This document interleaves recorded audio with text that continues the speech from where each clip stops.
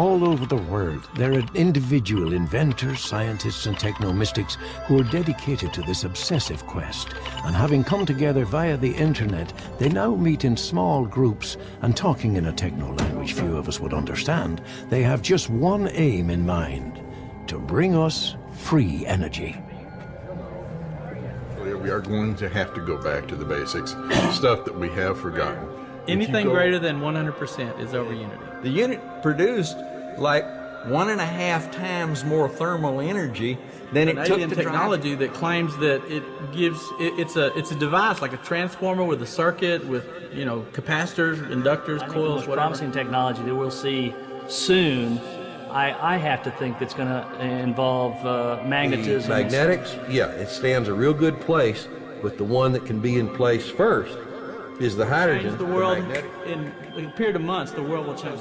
Conventional scientists refer to believers in free energy as crackpots, conmen, or kooks, because they work outside the current laws of physics, and they believe there are a number of free energy alternatives to fossil fuels and nuclear power, including anti-gravity as a power source, turning magnetic force into usable electricity, collecting energy from the sky, free energy motors that can recharge their own batteries, self-driven electromagnetic engines with enough power to put spacecraft into orbit, and of course, traditional perpetual motion machines that power themselves.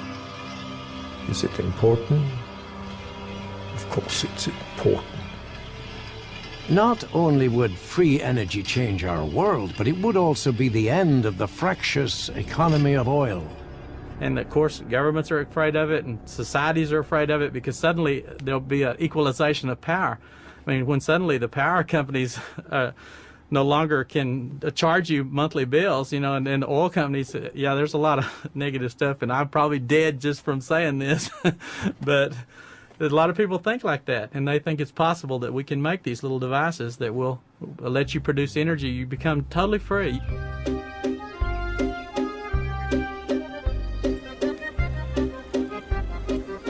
Aldo Coster lives in a small village just outside Paris. He's a retired car mechanic who, for the past 50 years, has been obsessed with a single idea: to design the ultimate perpetual motion machine. À peu près 70. 70. Recently, his story was picked up by French journalist and author Jean-Pierre Lantin. And one day, he got his first idea by working on a crashed car, and that was about 50 years ago, and he had this dream that in his mind would make him the equal of Faraday, Marconi, Edison, or Einstein.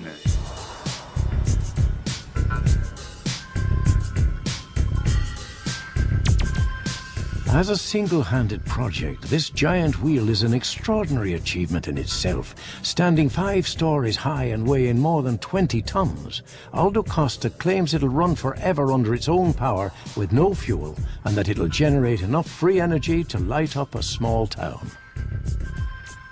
Flying in the face of conventional science, such a project inevitably attracts the skeptics, such as this man.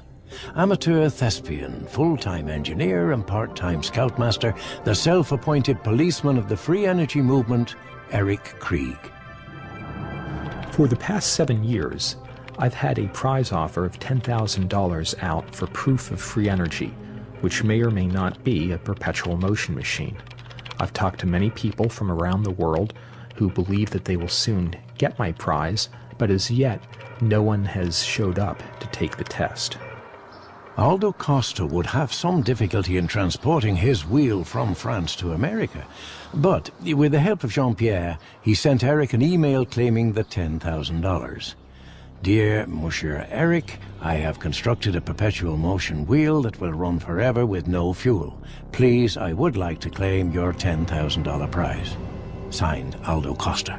There have been some complex working devices.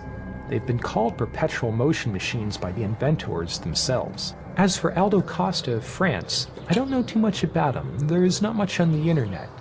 He is a relatively new contender for the Perpetual Motion Prize, but You simply can't get energy out of nothing. Eric Krieg has history on his side. Over the centuries, there have been literally thousands of perpetual motion designs, none of which have ever worked, and it has driven many a good man to despair, fraud, madness, and suicide. What is important to understand about Aldo's work, if one wheel is not enough to generate much power, but if the system works, if hundreds of wheels in series could be constructed, it should be enough to generate power to the whole world. To understand the extraordinary claims Aldo Costa was making, here is a classic perpetual motion design, and there appears no reason why it shouldn't work. The weight of the falling balls turns the main wheel, which in turn raises the elevator that brings the balls back up to the top for reuse. At the same time, the wheel operates this generator, and we have a fuel-less machine that will run forever, supplying us with free energy. Yeah, not quite. Unfortunately, the weight of the balls on the elevator, plus the friction of the various moving parts, together with the extra power needed to turn the generator, all add up to greater than the energy provided by the weight of the falling balls. So, fulfilling the current laws of physics, this machine wouldn't achieve a single turn of the wheel, let alone run forever. Now, as soon as you say, if perhaps the angle of the elevator could be a little less steep, and maybe the balls a bit bigger, then you're in deep trouble. You are in danger of becoming obsessed by perpetual motion and spending the rest of your life divorced from your spouse and married to a machine. As Aldo Costa would tell you, obsession is a hard taskmaster, but at last, after half a century, he claims he has overcome all the pitfalls of perpetual motion. And if he has, this machine is a real threat to those individuals, companies and countries whose fortunes have been underpinned by gas, oil and coal, plus perhaps others who have a vested interest in maintaining the status quo. So far, since the machine is finished, Aldo has had visits from physicians from a lot of countries, actually, from Italy, from Canada, from Russia, and also some eminent French scientists, some of them member of the Science Academy, to establish if it's really what we can call perpetual motion or not. One of my most popular web pages is my history of perpetual motion machines and free energy devices, which unfortunately reads like a litany of fraud, often committed by once sincere inventors that simply can't accept the prospect of failure. One such inventor was Charles Redheffer. Here at the Franklin Institute, we have this wonderful Isaiah Lukens model of Charles Redheffer's perpetual motion machine, and it seems to have worked or didn't work by utilizing these inclines and weights and a very elaborate system of counterbalance. What the people saw was a device that apparently ran under its own power, but a young engineer by the name of Coleman Sellers thought he smelled a rat. Coleman Sellers realized that the larger wheel was actually pushing the power wheel. And he realized that by looking very closely at the cogs and saw that they were wearing out in the opposite direction. This model clearly shows that the machine was actually driven by a clockwork motor hidden underneath the machine, and that an attendant would actually wind the clockwork motor by pretending that he was dusting it on a regular basis. Charles Redheffer had been charging the enormous sum for the day of $5 each for people to view his magic machine.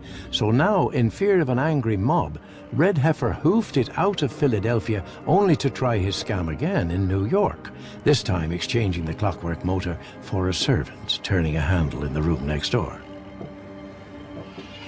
Today, the prize for inventing a free energy system that could power the world is, of course, enormous. Way back in 1946, an inventor by the name of John Searle claimed he had designed a technology that used magnetics to produce unlimited free energy, and that he could use this technology to power a flying machine that could carry 2,000 people from London to New York in under half an hour. It is built very simple. Round here is the actual drive part, which is, by the way, all electric magnetic system. Beneath, you will have 8 legs on the actual craft, and combine all, it will take 2,000 passengers.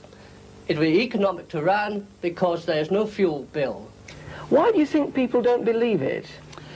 Well, they never believed the motor car was coming, or the train, or the aircraft. So why should they believe about this? John Searle persevered in trying to persuade others of his dream, and finally the media did begin to take him seriously. The only person that has ever developed this technology is Professor John Searle. He did this from 1946 through 1978, I think the last one was done, and is capable of redoing it again. This thing wanted to fly. So to me then, the easiest thing was to work on a body. Let it fly.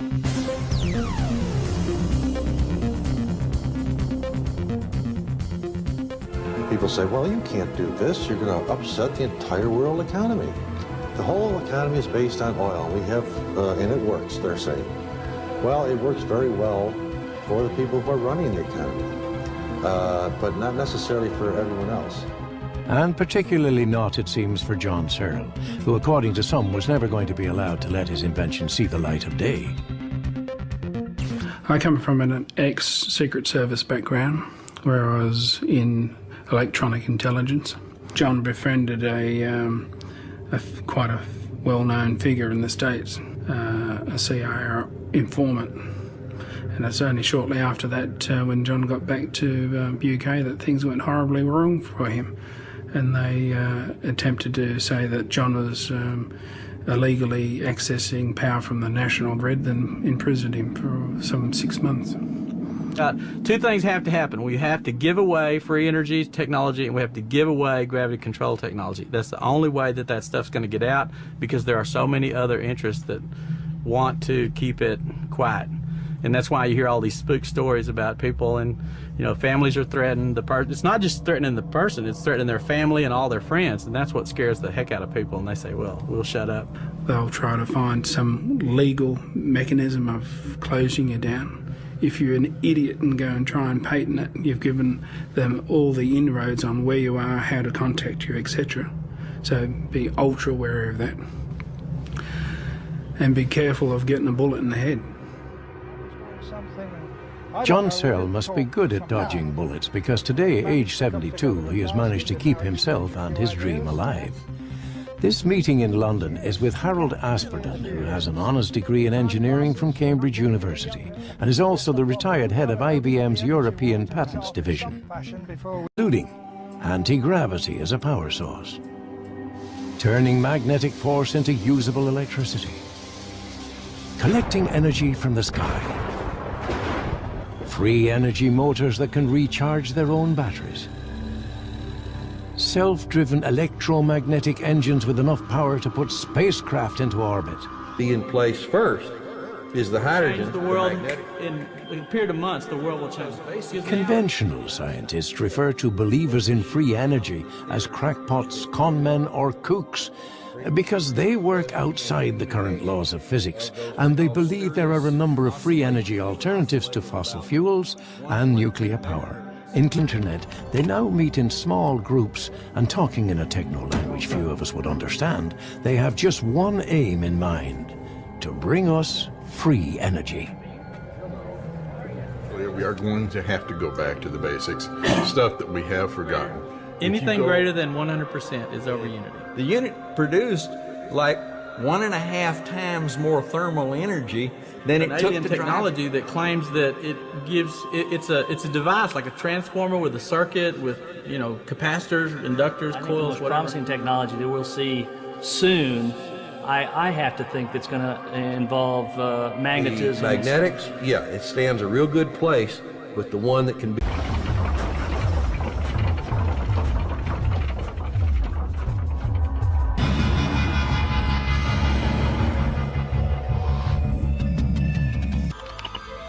All over the world, there are individual inventors, scientists, and technomystics who are dedicated to this obsessive quest, and having come together via the